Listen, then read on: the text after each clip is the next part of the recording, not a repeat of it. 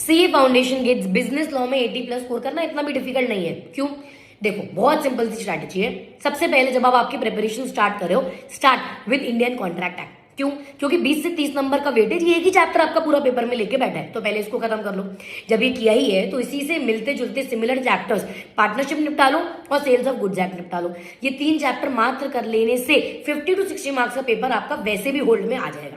ठीक है, ये खत्म करने के बाद then move on to companies act and your NI, that is negotiable instrument, right. ये जब आप कर लेते हो, ये 5 चैप्टर्स अगर आपने अच्छे से कर लिए तो 80 मार्क्स का शॉर्ट पेपर तुम्हारे हाथ में है।